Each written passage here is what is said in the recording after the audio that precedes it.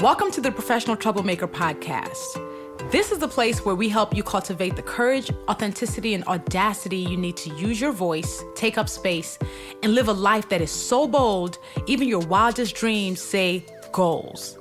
I'm your host, Luvvie Jones, New York Times bestselling author, sought-after speaker, and side-eye sorceress, bringing you thought-provoking conversations with amazing people who have taken action and have consistently showed up with the courage and confidence they needed to become the fear fighters they are today.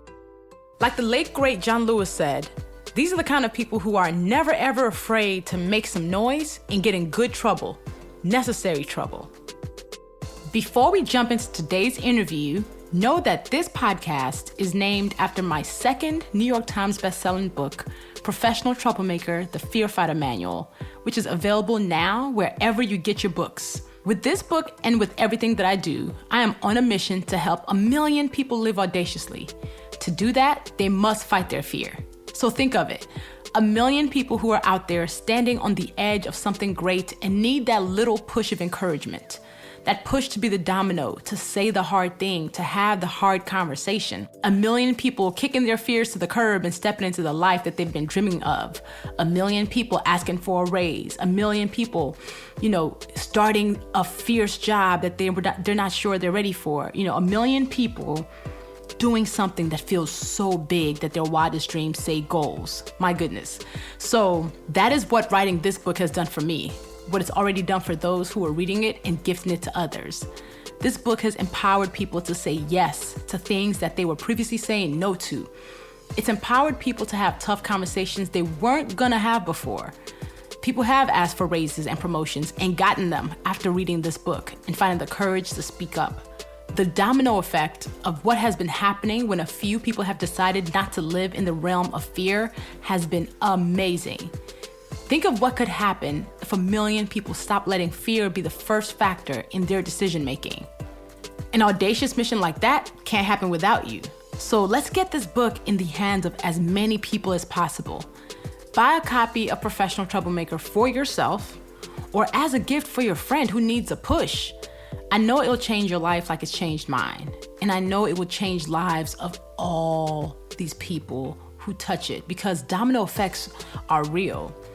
Professional Troublemaker, which is available in hardcover or audiobook, I narrated it, and ebook, is now at professionaltroublemakerbook.com. Order it there or wherever you buy your books. My guest today is best-selling author and businesswoman, Serita Jakes Roberts. Sarah is the daughter of Bishop T.D. Jakes and Mrs. Serita Jakes, and pastors a dynamic community of artists and professionals in Hollywood alongside her husband, Touré Roberts. She's a phenomenal mother of 6 kids, and if that makes you wow, just wait until you hear her testimony.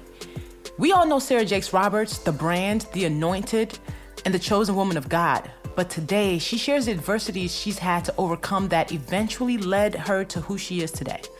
We're talking teen pregnancy, a run-in with the police, and her affinity for hip-hop music. The Serita Jakes Roberts, she's incredible. Her story is so layered. And if her story doesn't convince you that your life can change drastically for the better, I don't know what will. We will also talk about owning your own story. And look, we talk about self-care. So let's get into it.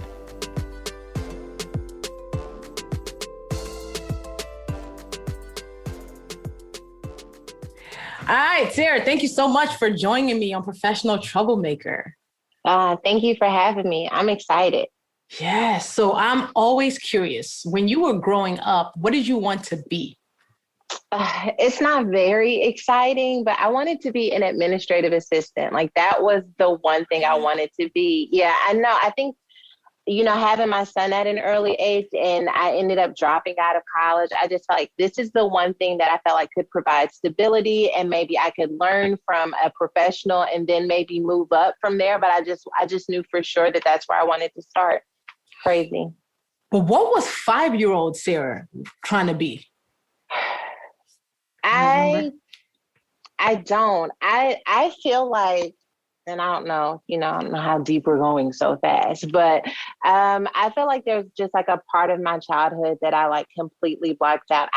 A doctor I can remember wanting to be a doctor. My sister was 5. We're like 11 months apart. So we were always in the same grade and stuff. And I can remember our graduation. I wanted to be a doctor. And she's like, I want to be a preacher. And so it's really interesting that my life ended up turning out the way it did. When I asked that question to people on the show, a lot of people say doctor. I also wanted to be a doctor when I was 5. Really? So clearly we ain't make it, but it's okay. We're healing people though. In a way, we're already there. Yes. A valid point, because usually people want to be doctors when you're like, I want to help people, but we're helping people in a different way. So what were you like when you were young? I was very feisty, very lively. I had this really bright light. Like my sister told me all the time, like I used to steal her thunder just because when I came into the room, like I was just the one who kind of just found a way to lift everyone's spirit, very helpful. I've always been someone who was like a problem solver, even if that meant like swinging on doors to try and find something and getting a whooping afterwards. Like I've always wanted to figure out the solution to whatever problem was in front of me. Wow. So you were the person who just instantly was magnetic. Yeah, I was. Even adults, like my mother, I used to get in trouble because I always knew a grown folks business. So my mother would be like, how you know they're going through a divorce and I don't know they're going through a divorce? Like for some reason, people always felt comfortable talking to me. And I made this space where they would just tell me things that were probably, not appropriate for my age, but it continued to happen all while I was a kid. My daughter's like that now too. You know what? That actually just gave me an idea of a question I should ask people. What is the thing you always got in trouble for? Yeah. Come on, troublemaker, for sure. Okay. For sure. Yes. Mine always had to do with my mouth being in something it had no business being in. That makes 2 of us. Yeah, my mother used to call me a motor mouth, honey. And then there was a season where they called me Perez Hilton. Before TMZ was popular, Perez Hilton was popular. They were like, Sarah, everyone's business. Messy. Being messy is what I got in trouble for. So when you were in school, you had all the tea. Oh, honey. The teacher's tea, the students' tea, like I knew what was happening with their mama, their parents going through a divorce. I knew it all. Oh, see, we would have been friends. I'd have been on the freaking playground like, Sarah, tell me today's tea. We don't fool with them. We don't fool with them over there. So your upbringing, you had this prominent dad, Bishop T.D. Jakes. You had your mom, you grew up in the church. What was week by week your life like? Okay. There's a big bridge in my like church experience. So I moved to Dallas when I was 8 years old. Before then we lived in West Virginia, and it was like a family church. It was a family community.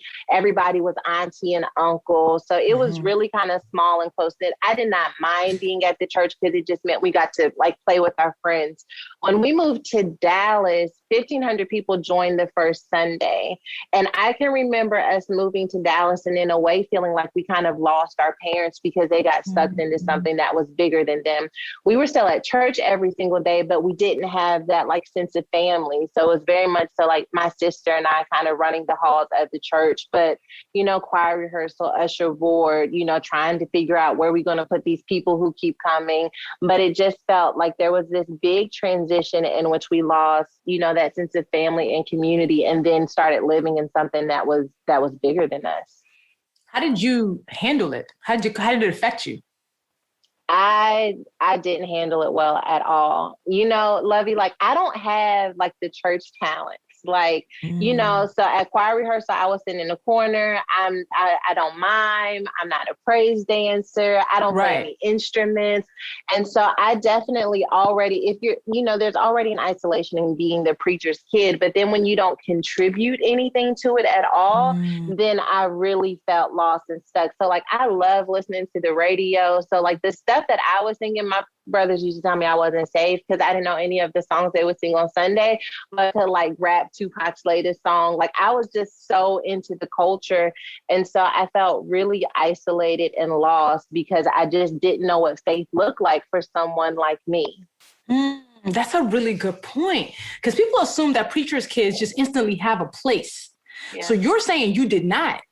I didn't. I did not have a place. I mean, like I said, my sister wanted to be a preacher at 5 years old. That's how, like, she's a prayer warrior. I used to wake up as a teenager and my sister would be like praying over me because she just knew I had a demon, because I was just not, I just wasn't connected the way that she was. And so there is always a group of kids like me in church, and I found myself connecting with them. It's so funny. The other day I was thinking about Ludacris's song, I want to lick you from your head to your toes, and I was 11 years old when that song came out, and I knew every single word to that song. I was like, it is no wonder I got pregnant at 13 years old, because while everyone else was singing the Clark sisters, I was singing Ludacris. It was too much. Yo, so, okay. During that time when you over here, because, we all got in trouble. There's all types of songs that we all got in trouble for singing that we had no business singing. Remember, I Want to Sex You Up? Yeah, none of us even knew what it meant. We were just like, this is a bop. Meanwhile, we all got in trouble for it. Like, what are you saying? You're like, I don't know what I'm saying. How did your dad, when he heard you singing non-church songs? Okay, so he never really heard me singing non-church songs. Here's something else to know just about like my upbringing.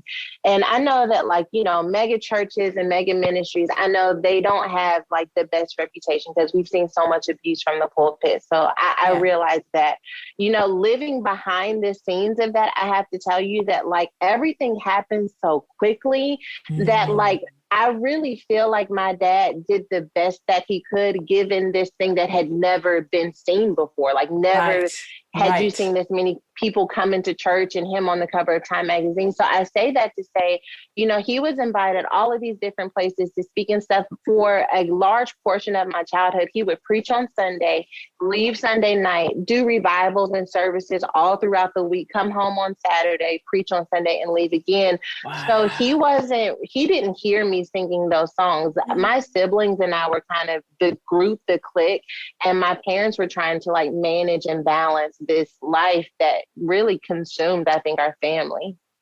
That has to be really tough too, because to your point, at that point, like Bishop Jakes is probably one of the first mega pastors. So he was also charting a course.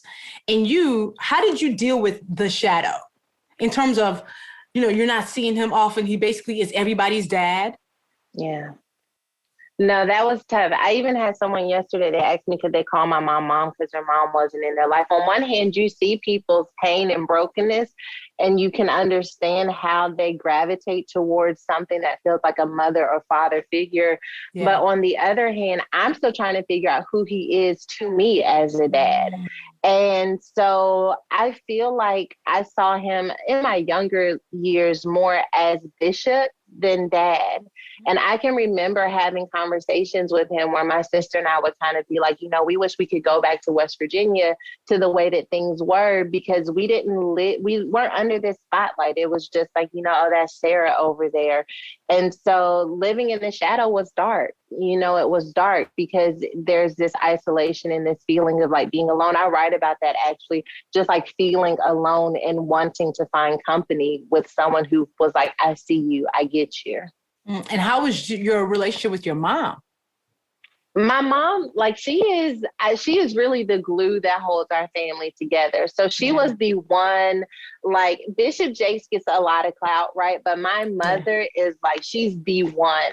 And so I think she like straddled the fence with like traveling with him, but also being there for us. But for the most part, she was there with us. But, I still think that they come from a generation where you don't know how to like identify your feelings and how do you feel about this transition and how are you processing it? And so I'm equipped with tools now that she would have never had.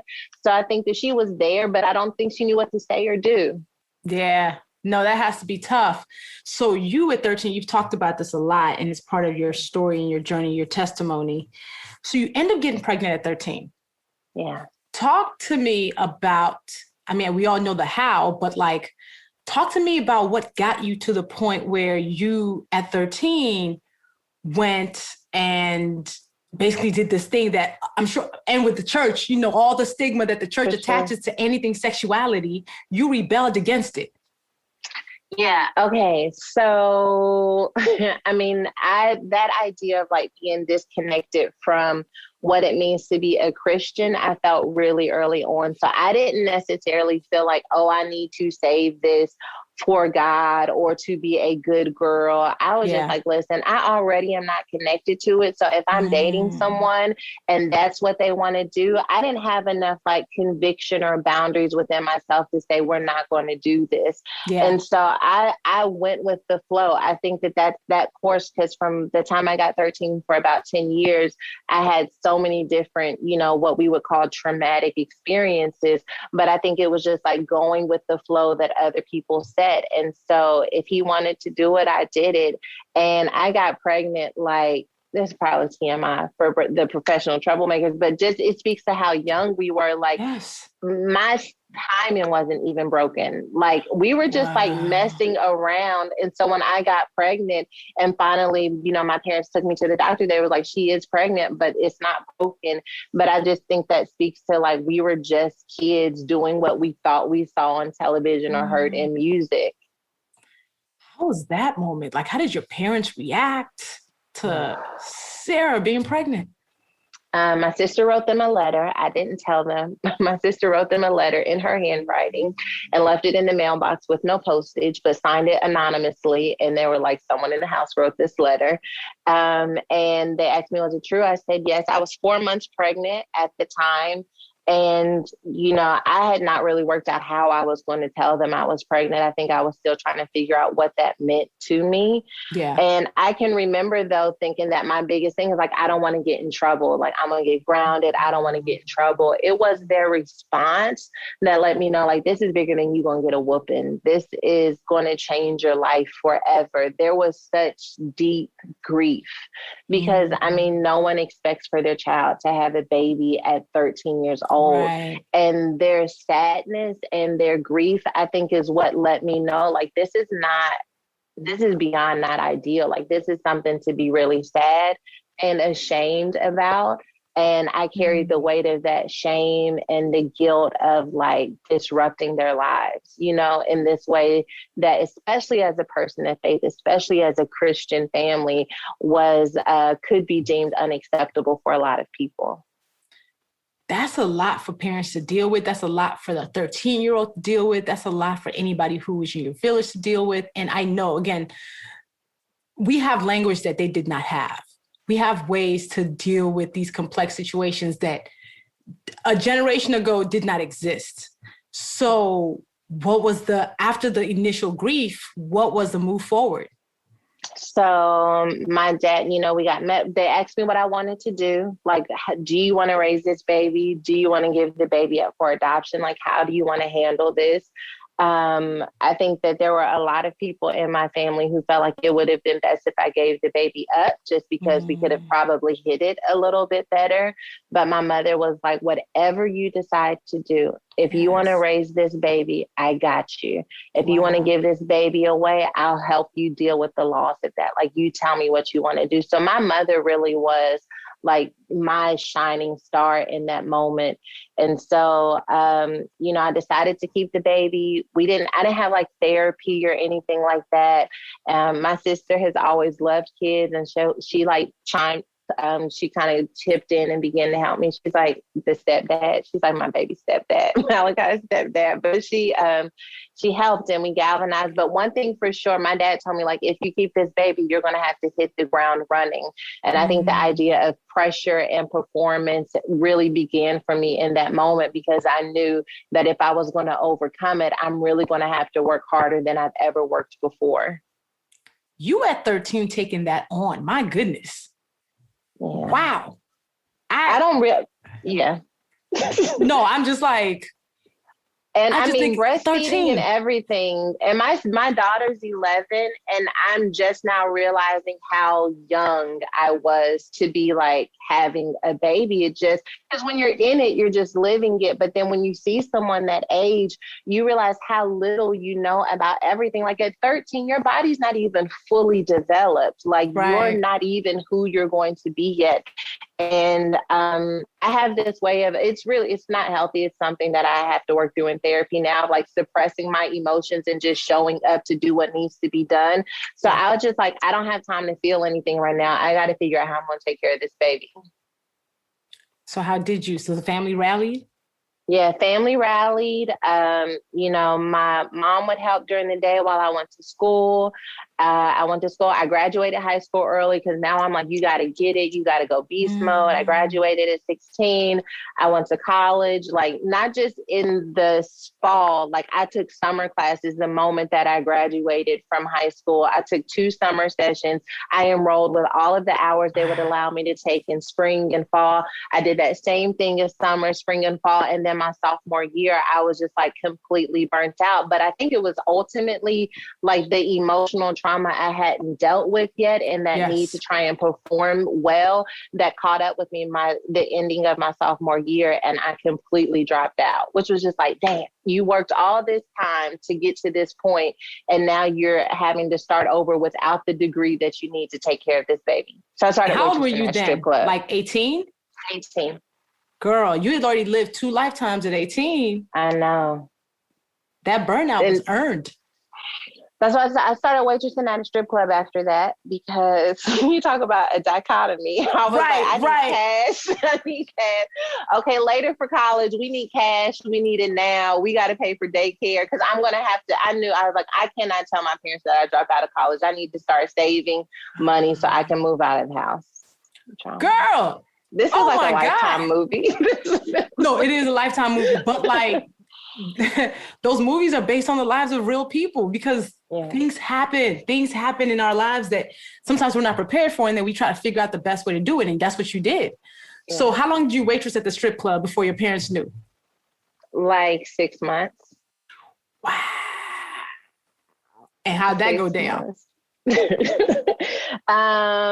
My mom sent a uncle he worked at the church at the time, and he was like an uncle to me. She sent him to the strip club to see if I was working there. I think they had someone following me when I left campus, because I was still trying to like finish out the year. There was one class in particular that I could not pass, which means I couldn't get into the business school, but I was still trying to complete my other classes.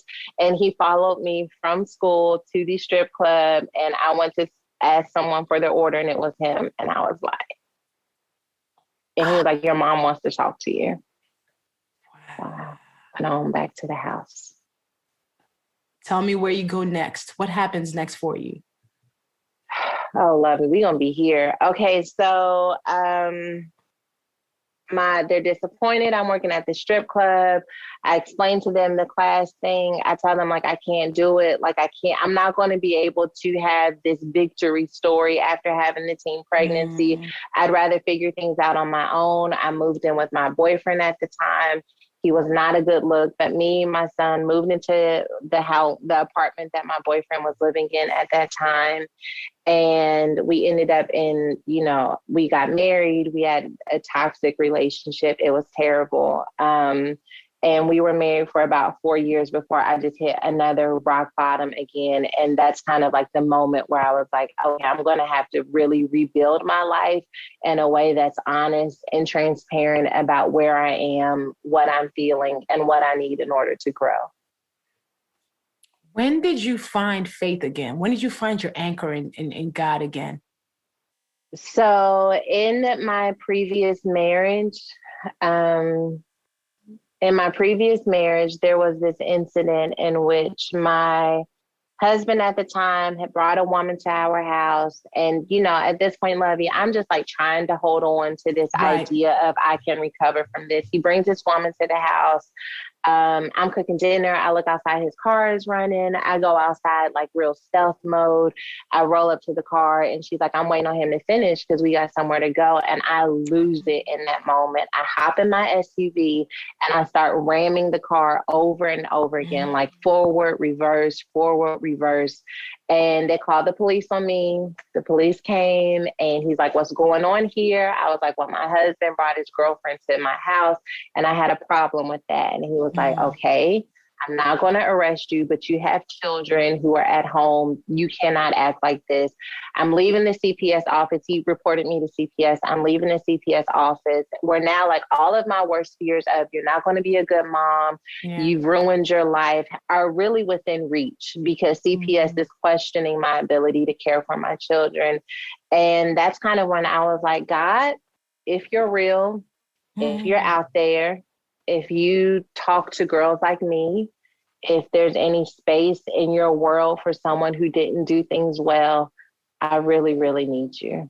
I really, really need you. And I just had enough faith to say, what would a girl who believed, what would she do with her life from here? And it was me activating that faith that really began to change my life.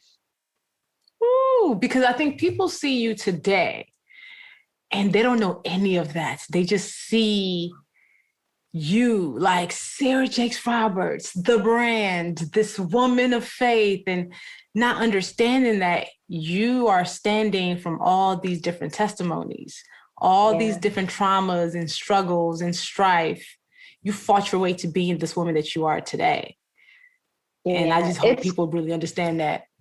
It's crazy because I spent more time as that girl, you know, who was ramming the cars and unsure of herself than I have spent being like, you know, Serita Jakes Roberts. And so it is surreal for me for people to look at my life and find it like inspiring for them, or to think that like I just have this powerful anointing that is just so life-changing, because like I discovered it basically at the same time they discovered it, thanks to YouTube. Like there would be moments where I thought I was giving like a cute little speech, and then like something would happen that was like honestly the Spirit of God just kind of like taking over me. And those were the moments in which I realized like, okay, so God's given me something that feels powerful and effective in helping people to understand who they are and who they can be in Him. But that really came as a result of me having these incredible, you know, challenging moments in my life. So from when you said this prayer and almost dared God to show Himself, what happened next for you that let you know He heard you? Well, I started blogging because this is like, once again, no therapy. So I'm like, I'm just going to write how I feel. And at the end of it, I'm just going to like say what a person of faith would say to someone like me. And I was writing still then under my married name. And that blog ended up becoming very popular. It had like 1 million hits in 3 months. And this is like WordPress, building it yourself. You know, it's not fancy. There's no marketing behind it. My dad's not like, I'm going to put money behind this brand. Like, this is me in my previously married name, just like writing about what I was going through.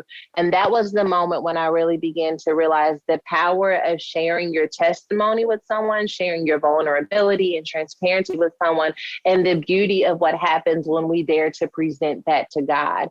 And the more that began to gain traction, I would tell, you know, then I kind of tell people, you know, well, I'm also the daughter of Bishop T.D. Jakes.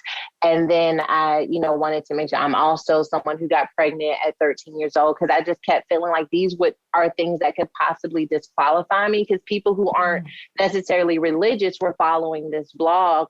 And yet that didn't disqualify me in their minds. Like it became another reason for them to feel related to, because a lot of people feel like if I would have grown up in that household, then this wouldn't have happened to me. But what do you do when we all end up with shattered pieces, and yet we still desire to grow and evolve into something that is better than who we were before? Yes. And those things didn't disqualify you. They actually allowed you to double down on why people need to hear from you, you know, because your story would not be as interesting, compelling, inspiring if you were like, no, I've always got it right. You know, I came from this place, from this visible family. My life's been great. People would be like, okay, thank you. But you are like, I was in the mud. Honey.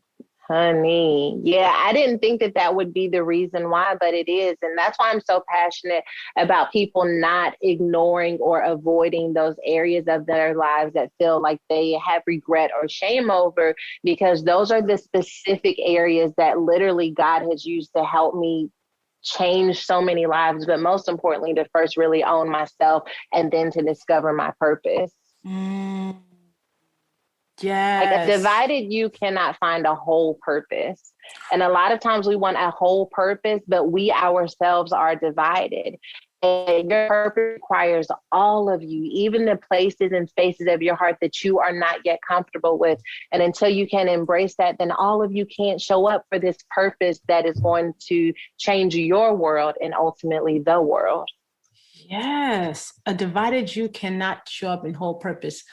So what do you think your purpose is, if you could distill it down to a sentence or two?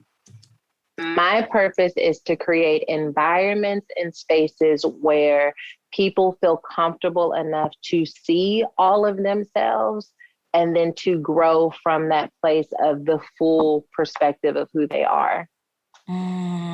That's it. I mean, it fits. Woman evolve. Like, you're always talking about who we were and who, basically permission to grow to be the woman we need to be. So when was the critical point where you became Serita Jakes Roberts, right? Because all of this is happening. You're rediscovering your faith. You're finally getting your footing. When did it? Because there usually is something that like goes, oh snap, I'm kind of a big deal now.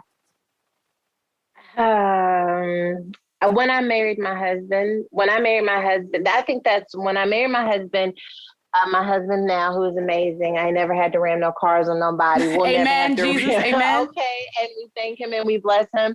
So I started that blog. I started writing my stories. A publisher approaches. I go through a divorce. I share the divorce. I'm like, listen, sometimes you got to choose yourself. I'm about to break another church rule, but I can't do it. And so I'm like sharing everything now. And a publisher asked me to tell my story. I have a memoir. I'm traveling in different places, just sharing my story. That's when I meet my husband.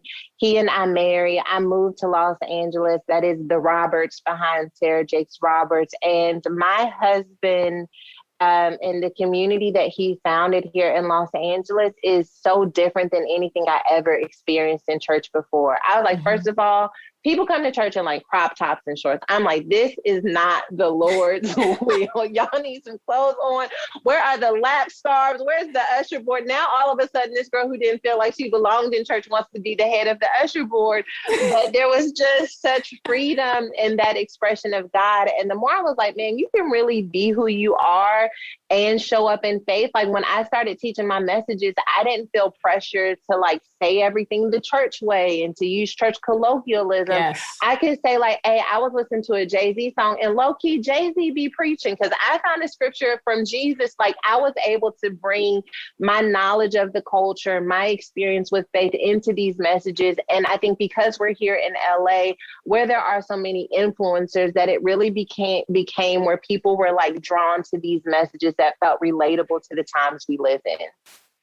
You made church approachable. You brought God to the culture in a way that felt touchable to people who were like, I can't quote a scripture, but I can quote Tupac, you know, and God it is could all sound of like it. a scripture. Yeah. Facts. And you built this supernova like name that is based on realness, honesty, truth, heart-led. And I think that's actually what Christianity is. I think being Christ-like is to be able to relate to people and make people feel seen, loved, no matter what their background is, no matter what sins they feel like they have committed. Yeah. So how did all of that bring you closer or change your relationship with your dad, who is no longer Bishop T.D. Jakes, but dad? Yeah. Okay. So he became dad in my transition where I finally had my breakdown. My dad, I mean, he's done interviews. He said this publicly, like he did not expect this from my life at all. Like I was least likely to succeed in anything faith related. And so I think that it has made him realize that like the way that God works is really unpredictable. And, you know, he talks about all the time how like, you know, our generation can like be more transparent than his generation could be, and how he was scary for him at first when I started telling my story, but now he sees how powerful and effective it is. So he's super proud of me now. I don't think he could, when I got pregnant, all of that like effervescent person that I was before I got pregnant disappeared. And sometimes he sends me messages and he's like, sometimes you smile and I see that little girl that you had to hide. And so that's been incredible to see. Oh my God. I really do think the true version of ourselves is us around 7. And life steals it in different ways. Yeah. Like it takes it away from us. And when we think about 7-year-old us, what did they like doing? What did they like listening to? How did they laugh? How loud did they laugh? And I think oftentimes we leave them behind, but hopefully we reclaim that version of ourselves, that is the truest version of us. I love that. That is so true and so powerful. And sometimes as a woman, even with like this book stuff, like I've had to give myself permission to feel those feelings. I feel like once I got pregnant, I didn't feel worthy of laughing out loud. I didn't feel worthy of being considered innocent in some areas. And yet I've had this moment in my 30s where I'm really embracing that childlike joy that is so pivotal and really soaking up life, because life is still out here snatching edges and hope and joy. So if you don't bask in it when you can, then you are going to feel like everything is always so hard. And that's not always true. There are things that are joyful. Yes, there are. And life does drop kick us in the face too often.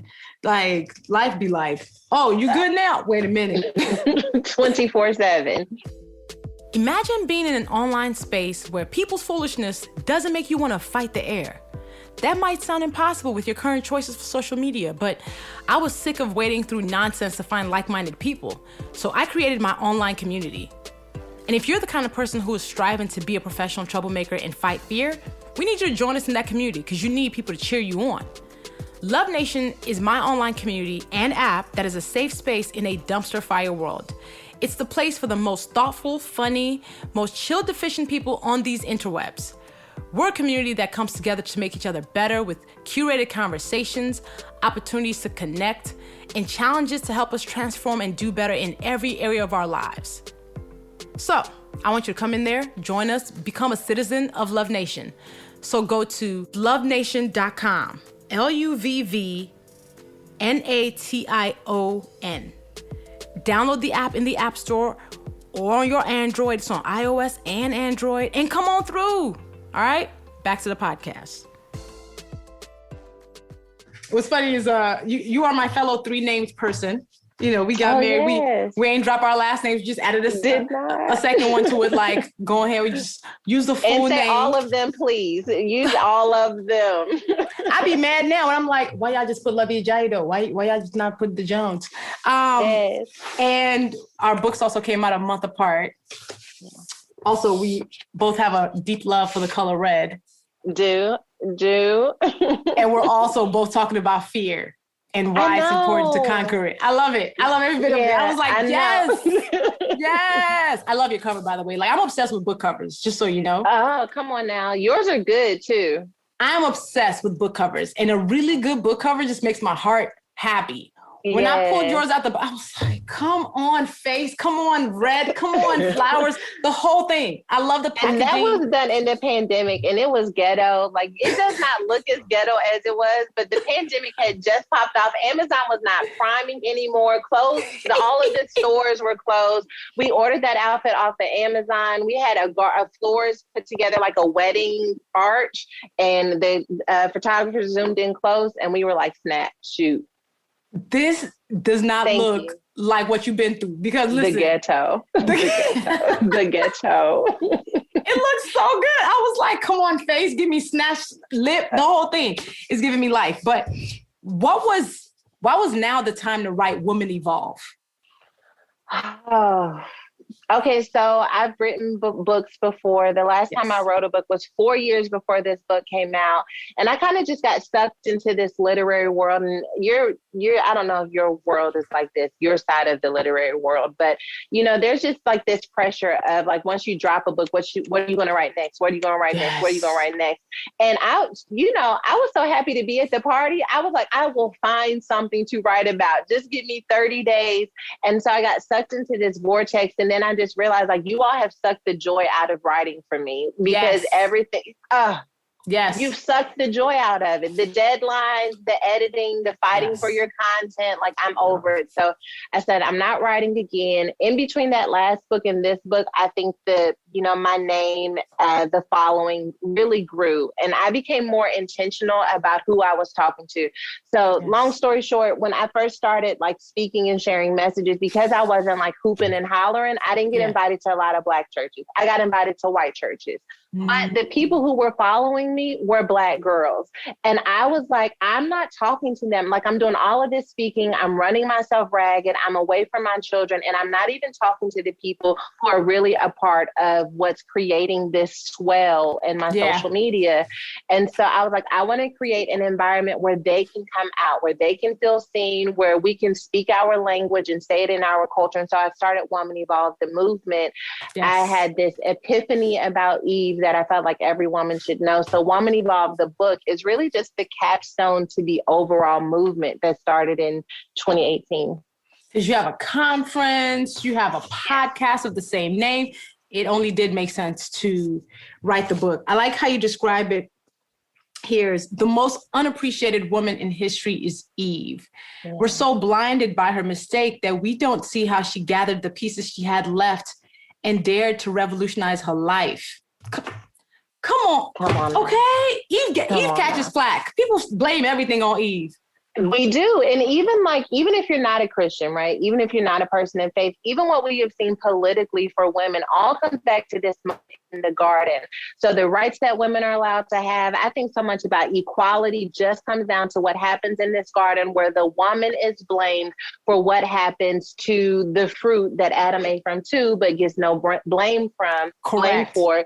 It all comes down to this moment in the garden. And yet, if you are a Christian, Eve is exclusively responsible for the fact that we have a Messiah, that we have Jesus. And so if we're throwing away Eve, we're throwing away a portion of our faith. And I felt like, as a woman who has had forbidden fruit, who knows better but hasn't always done better, Eve is the woman that I can relate to the most. And the more that I speak to women, I'm like, you know better but not doing better. That's that Eve behavior. Let's talk about how we move from being Eve into this version of ourselves that can really see that God is willing to still partner with us to bring change to the earth, but we have to do work in order to find ourselves worthy. Come on. Say all of that. That's important. And you're tackling fear also, because I can't imagine how afraid you have been at multiple times in your life. What has kept you moving in the moments when you could have been paralyzed with fear?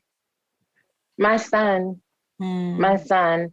I think God gave me my son early so I wouldn't quit.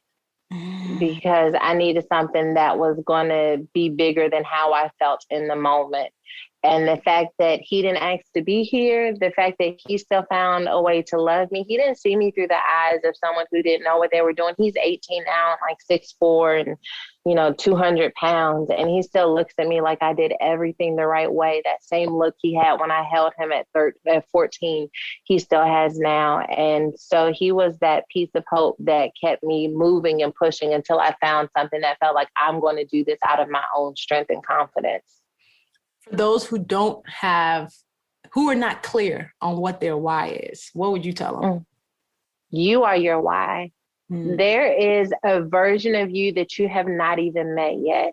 And that version of you is so powerful. Like, you did not come here to be stagnant. Biologically, if we look into the world and the earth and the way everything moves, everything is changing, shifting, and forming. And if you've come to a place in your life where you feel like I'm no longer changing, shifting, and forming, it has nothing to do with you not being able to do it, and everything to do with you being willing to unearth the next dimension of who you are. And that version of you, whatever you feel you lack now, in this next dimension, this next version of your identity, everything you feel you lack now is waiting for you to unearth it in that next dimension. And so really doing the work to dig down to understand, what are those mental barriers? What are my spiritual limitations? What happened to me that made me feel like this is all that life has to offer? And am I willing to take the breath that is a promise from God and apply it to the work necessary for me to show up as a light, so that someone else who has felt stuck can no longer be stuck, because I found the way to move forward too? Yes. Do you remember any stories that stick out to you that people have told you about how you have changed your lives? Oh man, I have a lot of them. I think especially with this book, this woman told me that in reading the book that it felt like she had what years of church and therapy were not able to accomplish in forms of breakthrough with the book. That's been powerful to me. Hearing women who are like, I'm a little older than your demographic. I'm in my 60s, but I read your book anyway. And I feel like a little girl again. This woman told me that she kept this picture of her at the best point of her life on her nightstand to remind her that she did have good days. Not that she believed she would have any more, but she just wanted to look at that highlight. And she said, I finally put that picture in the drawer in my nightstand because my good days are still ahead of me. There is an awakening. I know. An awakening happening that I love. That actually reminds me of something Debbie Brown said when she was on the show. She was talking about, she put a picture of her when she was 4, a picture she's typically hated, on her wall so she can walk past it, remember that kid and speak love to that child. And it helped her heal that version of herself who she didn't appreciate. So, listen, I'm telling you, you represent a different type of healer. And I think it's very clear for anybody who's on your platform or who's just interacted with you or heard you on YouTube.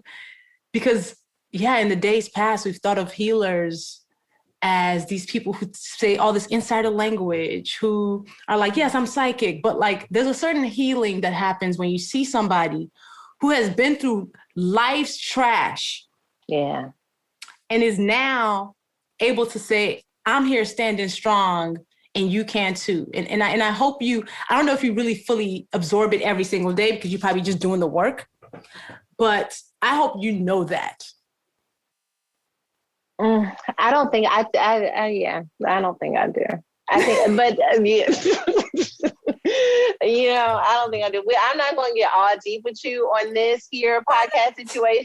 But okay, all right, fine, whatever. Here's the thing. It is like, I think it still is like a worth and value thing that I have to like work through in my own heart and mind to really receive that they are actually like talking about me, you know? It's just really hard to believe. And when I'll tell you, I have a feelings wheel, Luvvie, because, my emotional vocabulary is very limited. I don't have time for the feelings. And so I have the feelings wheel to tell me how I feel. And so like in the center, it's like sad, happy, like the big ones that we all know, but then it breaks out into smaller words. And during the book writing process, someone left me a comment and I was like, I feel something. What is this? And I ended up landing on respected and valued. And I think that was the first time that I could really identify that that's what I was feeling in the moment. And that really touched my heart or whatever. Or whatever. Not the thug misses or whatever, or whatever. No, therapy also gives the emotional vocabulary because sometimes you just be like, I'm mad, I'm sad, I'm angry. That's it. But there are some pieces that's like, I am feeling underappreciated. There's those words too that would come out. But it's a values thing that we all have to work out in therapy because I think when you become a prominent, especially with prominent Black woman, sometimes you have the imposter syndrome of, am I going to get knocked off my square? Yeah. Okay. All right. So this is not my podcast, but I would love to ask you questions since we're here. Okay. Because you are so, like, I admire you so much. We DM'd about something. I don't know if we're going to talk. I won't bring up what happened, but something happened with another white influencer. Mm-hmm. And you left a message there that was so brilliant, so, confrontational in a good way. It was professional troublemaking, like not 101, like 505. Okay. And I don't know, it really made me see you as someone who has so much strength and so much ability to really say what needs to be said. But there are moments where you make it look so easy. Like I was thinking to myself, because when I saw the thing that happened, I was like, this is wrong. I know it's wrong. I can't exactly explain why it's wrong, but this is off. And then you said what needed to be said. And then you got so many attacks because I saw so many people coming at you afterwards. And I just like, how can we do a better job as Black women of protecting the Black women who feel like warriors in certain spaces? Like, how can we help to just encourage, protect? Like, you know, of course, I'm going to pray for you and continue to pray for you because what you're doing is so necessary and important. But just answer that question I didn't ask because you understood what I said. I know exactly what you're saying. Yeah, you know, those times, I always ask myself, like, will I be proud of my silence?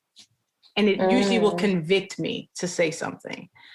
And I'll know that it might not always be welcomed because even though what I'm saying is coming from a place of like intention, thoughtfulness, and really trying to make some real good impact, people might not receive it like that. So it still sometimes requires me stepping outside of myself. Now, what other people can do to help support the troublemaker who's speaking up, back them up. Honestly, there's so many times where you'll say something and then after the meeting, somebody will come up to you and be like, oh, I'm so glad you said it. You're like, but why didn't you tell me in the meeting? You know, so there's a lot of that. But also, again, like the prayers, there's a Black woman network that exists that I actually want to bring together, like formally, of those of us who are prominent, who absolutely ride for each other, even when we're being quiet.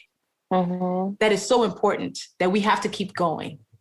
You know, being able to have another Black woman be like, I see you, I know exactly how you're feeling right now. You're going to get through this is so important. It's why when sometimes if we get attacked publicly, us sending DMs to each other or text messages and being like, you good? Like, how can I help you right now? Game changing. Whenever I see a Black woman in my network being attacked, you know, when Twitter gets ridiculous or Instagram gets ridiculous, if I have their number, I'm usually texting them like, you all right? Like, listen, I know it's tough right now. I know you're in the eye of the storm. Yeah. You're still okay. You're still valuable. Your voice is still necessary. And you need to hear it in those moments when arrows might be pointing your way. So I think we just need to be unapologetic about riding for each other quietly and loudly. Is it too late for me to go comment on your comment on the post? Because I'm with it. It was months ago. I'm going to comment on it. Oh, girl, she deleted it. No.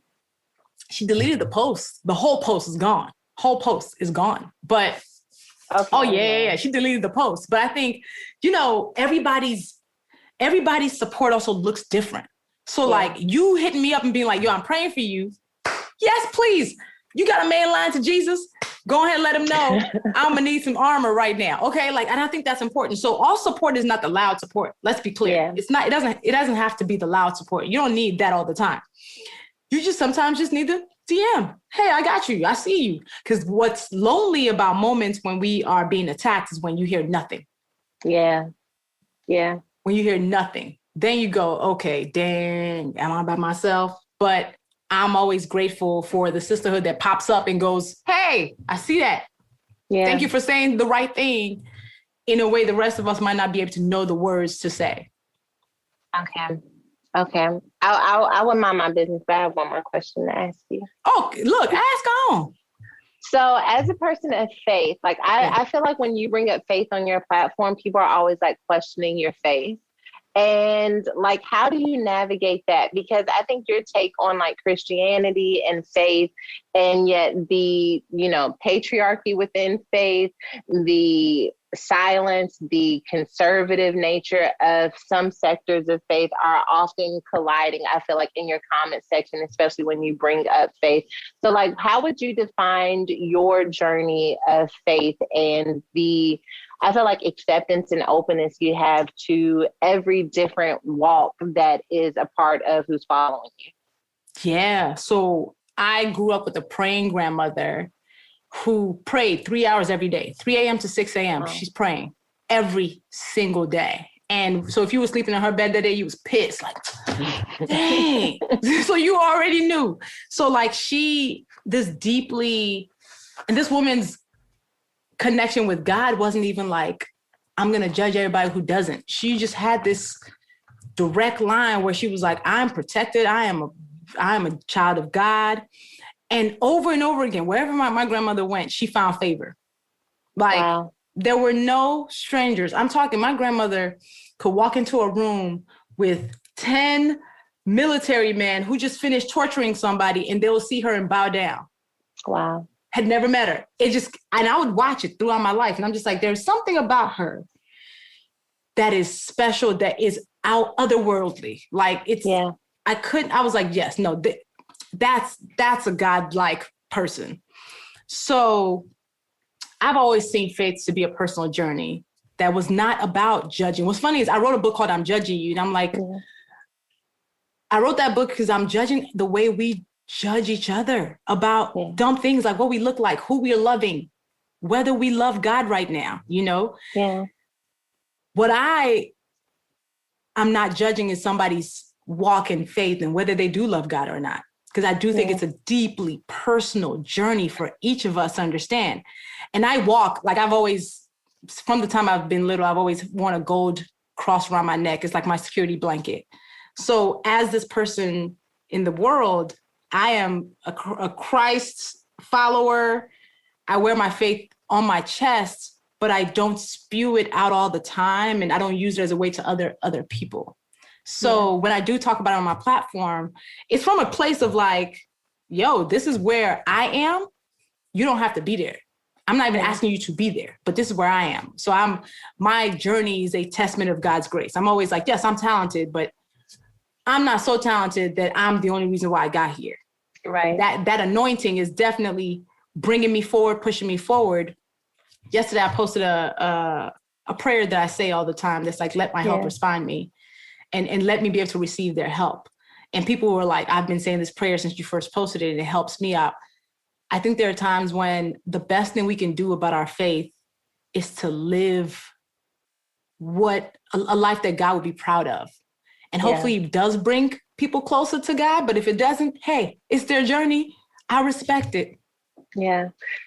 I really feel like that's the space we have to be as faith leaders. I feel like as an emerging faith leader, that one of the things I often think of as we are navigating all of these different social issues, even as it relates to like same sex, transgender, all of these things that the church has, historically weighed in on in a way that really caused trauma for a lot of people, that we have to come to this place where we're willing to say, this is your journey to walk out with God. Like this is on you and God to come to a place where he gives you theology for your life, and to understand that the theology that God gives you for your life may be different than the theology God gives me for my life. God told me to get a divorce when I was married before, and now I'm standing in the why of that. And there are still some places in which you're like, you're divorced and you can't come speak here. And so I'm hoping that we begin to see a pivot in faith that allows people to really have encounters with God and not just us. Yes. And I really think people weaponize faith in a way that is, to your point, traumatic for folks. For sure. The God that I follow, the Jesus that I follow, is one who says, I created you in the way that I think you should be. And if that means you think you need to change the assignment that you were given at birth, then I respect it. The God that I follow is one that's like, you're loving another human? Okay, so what that they have the same genitals? Like, I think so many times Christians make the mistake of creating boxes for God that God didn't create. Yeah. And for us as people in this world who are walking amongst each other, I think the most harmful thing that we can do is choose to make enemies of everybody's way of love. Yeah. And we do it too often. And I'm hoping that we do less of it. Like I see God as a freeing being, not one that creates cages for us. Yeah. And I think at the point that people are like literally ending their lives over a perspective that we are enforcing, that we're doing something wrong. Like we're doing something wrong, and we have to be willing to really revisit that, because at the end of the day, we want to save souls, not ruin them. Come on. Correct. Correct. Okay. And that's why I'm like, you're with the Woman Evolve podcast. So. That's what I'm saying. Y'all need to listen to Woman Evolve podcast after you buy the book. Like, make sure you buy this. My audience loves reading books, and I think this is going to bless their whole spirits. If y'all loved my book, even if you didn't love my book, you need to go buy Woman Evolve, and then listen to the podcast so you can stay in community with Sarah, because she be dropping all the gems all the time. I'd be like, come on, preach to us. So question for you is, you're doing all of this and living this purpose-driven life. How are you taking care of yourself? Breathing, real intentional breathing, reminding myself to stay connected to my core, and also saying no. I mean, and I know that we hear that a lot, but actually saying no, even when I've already said yes, not being afraid to take back my yes because I've overextended myself or overtaxed myself. And so that has helped me a lot. I mean, it's all of the things we talk about, but actually putting them in action, the boundaries. Listen, my Fridays, I keep Fridays completely clear. Like, we're not doing meetings, we're not doing interviews, not because I don't have anything else to do, but because I want to be able to be free enough to do those things. So really understanding what helps me to function. I call it soul care. Yes, absolutely. Yeah. Soul care, the boundaries. Are you an empath or no? Oh, I am. It's hard too. It's really hard with the kids and everything, because we have 6 kids. And so I feel badly when I am disappointing people, because I know I can imagine how they feel in any given moment. And I try to remedy those feelings, but I'm also learning that, I don't want to interrupt what God is doing in their life. But yeah, I am. I pick up on what people are feeling and try to respond. Fun fact, I am too. I just found out. Really? Wait, how did you just find out? I just found out. I did not realize I'm an empath. I was talking to my therapist a few weeks ago, and she goes, "Are you an empath?" And I was like, "I don't know." And I Googled it. I was like, yep, that's me. I'm an empath. I mean, if you think about the work you do, you kind of have to be, right? Because you have to connect with where people are and really fight for them, especially in a book. Because in a book, you have this argument, but then you have to support that argument, and you have to think about other people's experiences that would keep them from accepting that argument you're presenting. So I can see that. How did you feel when you found out you were an empath? You know what? First of all, I was like, God damn it. Like, I need one more thing to be or do. One more thing, God. Because being an empath, we're absorbing people's energy. I am intuitive already. Like, I can feel people's energy. Like, in that, if you're upset and I didn't even know you were upset, I'll be able to be like, she's not okay right now. Like, something would just tell me she's not okay. You okay? So when I go to parties, it exhausts me. I thought it was just because I'm an introvert. Yeah. But it's because I'm taking on everything everybody's doing, which is why I usually go sit in the corner or run into my room and nobody sees me for the rest of the night. Yes, I love that. I love that. But that's my team hates it. When I ask my team how they're doing, they can't just say fine to me, because when I look at them, I'm like, and tell the truth. And then we end up talking about, how they've been triggered in some way. It's beautiful though. It is a beautiful thing. It's a superpower. And I think that's what makes people connect to our work, because they feel like we're speaking to them, because we basically are. So that is a gift. It's a superpower that works. It's why we write books that people buy over and over again. It's because they're like, oh snap, that's how I feel. So putting empaths can use our powers for good, which is what you're doing. So for self-care, do you also like massages? Have you ever tried reflexology? I have not. I mean, I do like massages, but I've never tried reflexology. What's the difference between that and So reflexology focuses on your feet and your hands, because there's major organ pressure points in both. So it's literally just a massage of your feet and your hands for an hour.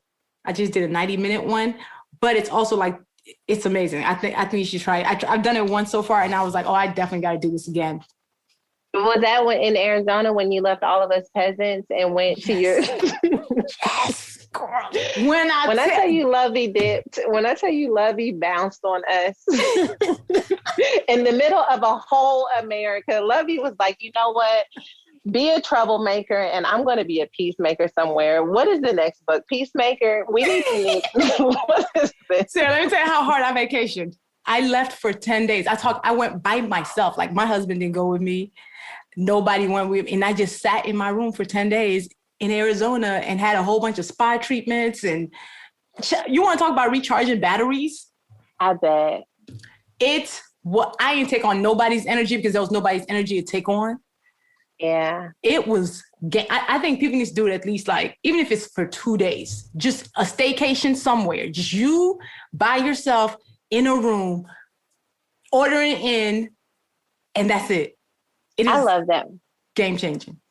My husband and I went to Mexico. Like, we dropped all of our responsibilities and went like last week or the week before last. And my kids were like, we go away and my kids are like, you know, they're going to come home early. They were like, y'all didn't come home early. I was like, come home early. No. We wanted to stay longer. Early. What? You be glad that you have us at all. We wanted to stay gone. Exactly. You like early. Who is going to come home early? But this year, not just like, so you've got a book launch, right? And that's its own form of abuse. And then it is its own form of abuse and gratitude, because you can't complain about it because you know you're doing stuff that other people would love the opportunity to do, but also abuse. And then the pandemic and the political climate, and just, it's been too much. Life is really more taxing than it's ever been.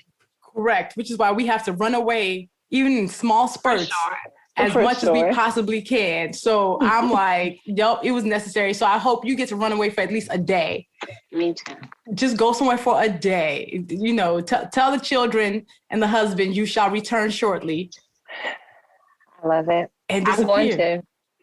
So my last question for you is, what do you think a professional troublemaker is? A professional troublemaker is someone who recognizes a flaw in a system or structure and decides that they are going to be the one who does not look the other way, even if that means making everyone else uncomfortable. Yes. Yeah. I love that. And you are a professional troublemaker because you saw a flaw and you were like, I'm going to be the one that actually does not succumb to that. And I really appreciate how you show up over and over again as a woman of faith, as a leader, as a human in this crazy world and right now. And you are constantly giving people hope that they are never going to be defined by their worst days or their biggest mistakes. Oh, thank you. That means a lot to me coming from you. I appreciate you, sis. I am so happy that this book is out in the world. I'm going to be curling up with it shortly on one of my days of where don't nobody talk to me.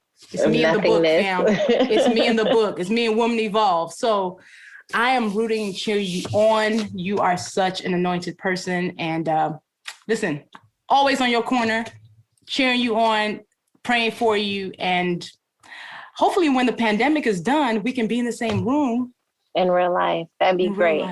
I have to tell you, the feeling's completely mutual. I am always just listening to different speakers and podcasts, and your name is constantly coming up in the most unexpected spaces. And I just think that is a testament to how you have invaded so many different systems and structures and given voice to people who would otherwise be voiceless. So, Luvvie, I have to tell you, thank you for the work you're doing and how you do it with so much courage and vulnerability and comedy, because you bring light when you do it as well. So thank you.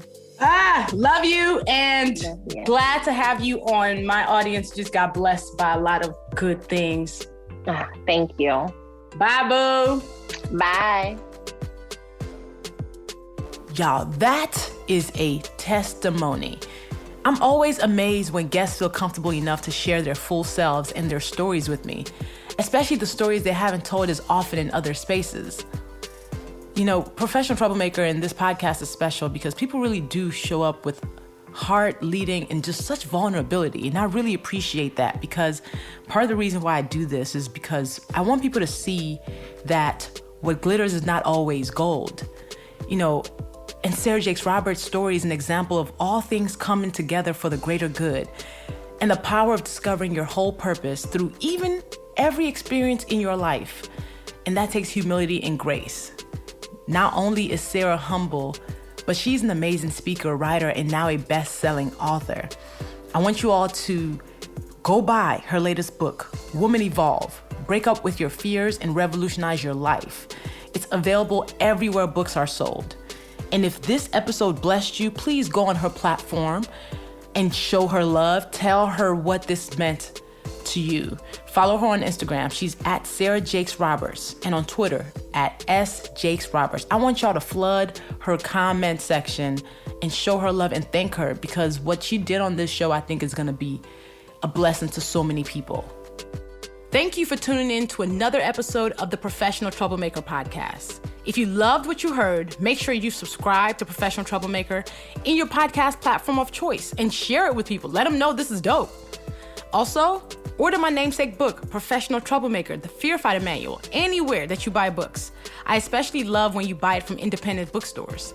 So go to professionaltroublemakerbook.com for more, because this book is game-changing, and I'd say that even if I wasn't the one who wrote it. And please make sure you rate this show and leave a comment with a 5-star review, whether you're listening on Apple Podcasts, Spotify, Stitcher, or wherever you choose to listen. Feel free to also share some insights and whatever connected with you on social media. And be sure to tag us. We are at Professional Troublemaker on Instagram. And me, I'm at Luvvie everywhere. Until next time, have the courage to speak your truth and show up as yourself. Create good trouble.